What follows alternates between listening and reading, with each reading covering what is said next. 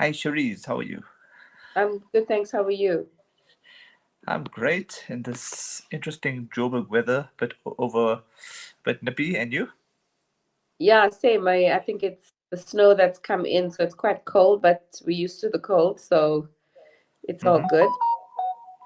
Great. Yeah, been looking forward to chatting to you because I came across your book, and yeah, I'm really fascinated by it. So I'm gonna open up the first question to you, which is, what inspired you to write Luna's journey, and how much of Luna's character is drawn from your own life experiences or the children around you? So the book is the third book in the series. I had done a book Mm-hmm. before called Luna Learns About the Viruses during COVID. Okay.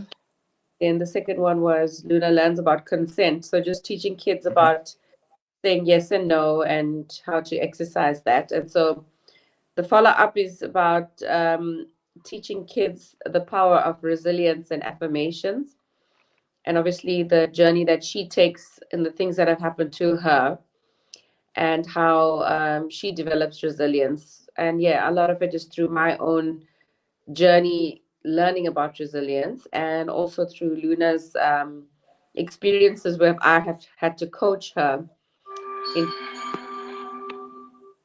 setbacks and failures, etc. Oh, sorry about that. What was that last part you said?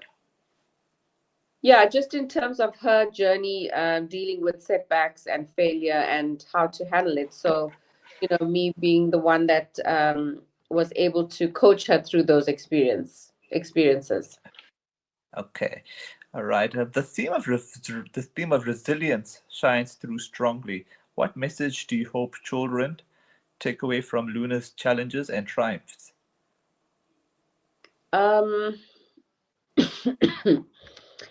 I hope that the kids understand that it's not always about winning and not always Mm-hmm. about first, Mm-hmm. and that there's a lot of lessons learned in the failures. There's character building in the setbacks, and the greatest learnings that we do have is the times when things don't go our way. We're living in such a competitive world. The parents are so Mm. driven, and they want their kids to be top in everything, sports, Mm. academic, and what happens to you when you suddenly are not first and somebody is better than you? Or what happens to you when you come across a situation where you're not good at something, and how do you deal with it? So it's these kind of tools that we need to give kids, to be able to survive in a stressful world, and also to learn that we're not born with resilience. It's something that we have to practice, and it's like a muscle. We have to keep using it to get better at it. Children's books often carry subtle life lessons. Were there any specific affirmations or values you wanted to embed in, into Luna's story intentionally? Yes, definitely.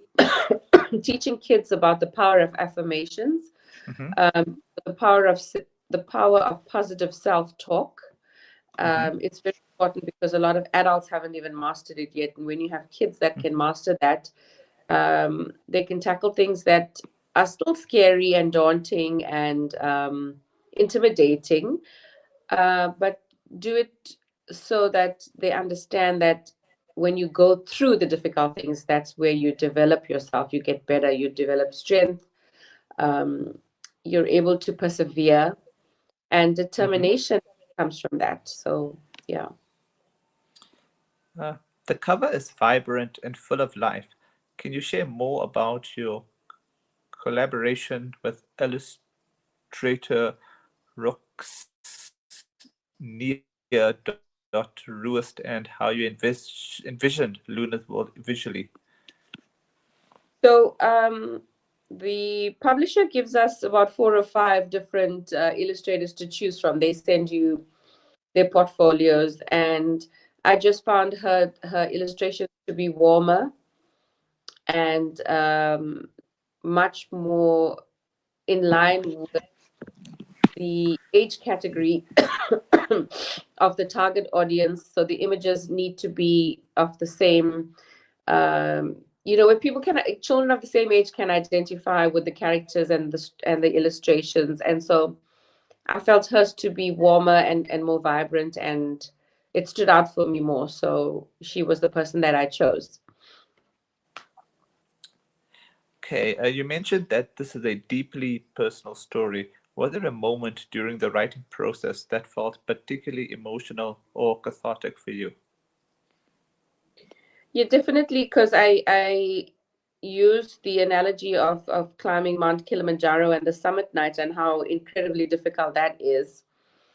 And literally, I had to dig deep. So, I used that particular instance of digging deep to explain to Luna what resilience and determination and courage in the face of fear looks like.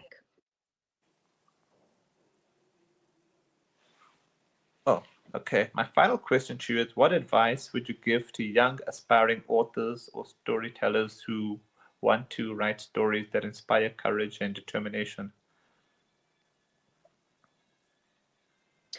Um, I would say, firstly, if you have an idea, um, put pen to paper, put it down and expand your thoughts. Um, and you cannot beat action. Action brings results. So if Hmm. you're really passionate about producing something, a book, a piece of art, anything, you need to take action, put together your story, put your characters in the book, and always begin with the end in mind. So, what is it that you're trying to achieve with the book? Who is the audience? What is the purpose and intent of you writing the story? Is it for fun? Is it for somebody sitting by the fireside? Is it to impart a lifelong lesson? Is it to share something different, bit of knowledge? So always begin with the end in mind. What is it that I'm trying to achieve by putting this together? And then, go all out.